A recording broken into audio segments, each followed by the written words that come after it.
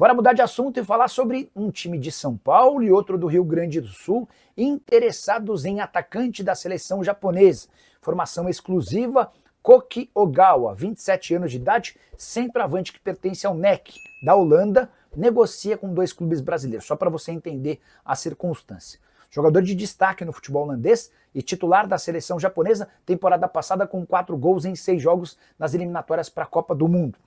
Esse jogador decidiu sair do futebol holandês e vê com bons olhos uma transferência para o Brasil. O nome dele tem sido sugerido para times daqui pelo Fábio Barroso. E um time de São Paulo e outro do Rio Grande do Sul que não tiveram sua identidade revelada já abriram negociações. O NEC gostaria de vendê-lo por 2,5 milhões de euros. Eu soube que esse time paulista fez uma outra oferta, não quer pagar os 2,5 milhões de euros à vista, gostaria de um empréstimo com obrigação de compra caso metas sejam batidas, as tratativas estão em andamento. Assim que eu conseguir os nomes dos clubes desse time paulista e desse time do Rio Grande do Sul, conto para vocês. Só para explicar um pouquinho mais sobre a fase do Ogawa, além dos 4 gols em 6 partidas pela seleção japonesa, o centroavante disputou pelo NEC na temporada passada 26 jogos com 9 gols marcados. Está na Europa desde 2023 e é tratado como uma das maiores promessas do futebol de lá.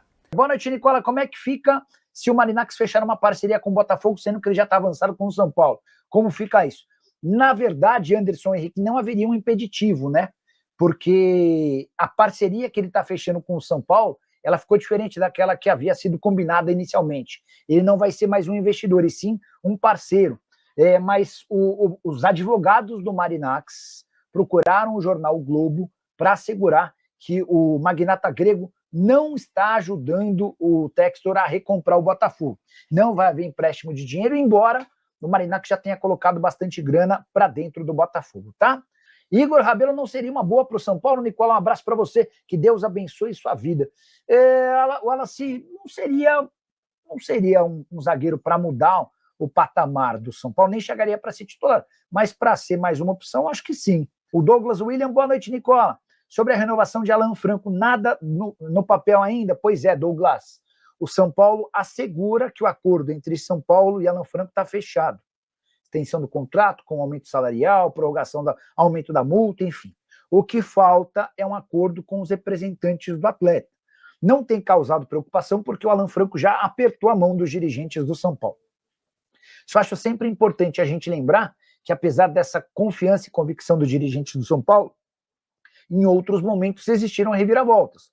O atual diretor de futebol do São Paulo, Carlos Belmonte, chegou a cravar que o Caio Paulista ficaria. Vocês lembram de desfecho da história, ele acabou trocando o São Paulo pelo Palmeiras, né? Não acho que vai acontecer, não acho que será o caso dessa vez, mas é sempre importante fazer essa lembrança, tá?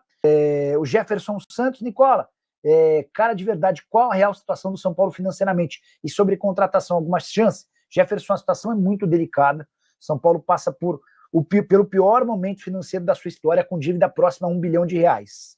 E pela primeira vez em bastante tempo, o São Paulo se vê obrigado a economizar, a gastar o mínimo possível. É por isso que o São Paulo, na hora de buscar reforços, tem sido extremamente econômico, pensando sempre em jogadores que cheguem de graça. O São Paulo não gastou nada com a aquisição de direitos econômicos nessa temporada e não deve gastar também nessa janela de transferências. É por isso que o São Paulo tem encontrado tanta dificuldade e demorado tanto para fechar com os jogadores, tá? Paulo Alexandre, embora importante lembrar que nos primeiros 6 meses do ano, o São Paulo tenha fechado com um prejuízo de R$32 milhões, quando a projeção indicava R$48 milhões de prejuízo. Então, é uma situação financeira ruim, delicada, mas controlada dentro daquilo que se imaginava, tá bom? Bora falar agora sobre o São Paulo com um filme repetido, que tem como protagonista Hernan Crespo, e a vítima da vez é Dineno, atacante contratado no mês de junho, 15 dias antes da chegada de Hernan Crespo. E dá para perceber que o Dineno está completamente fora dos planos do seu conterrâneo.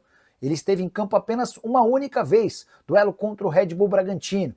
Nas outras 5 partidas sob o comando do Crespo, ele foi para o banco de reservas e nem sequer saiu de lá. Importante lembrar que a contratação do Dineno havia sido indicada, recomendada e aprovada pelo antecessor do atual treinador, o Luiz Zubeldia. Quem já viveu situação idêntica foi Bruno Rodrigues, que havia sido contratado um dia antes da chegada do Crespo, na primeira passagem pelo tricolor.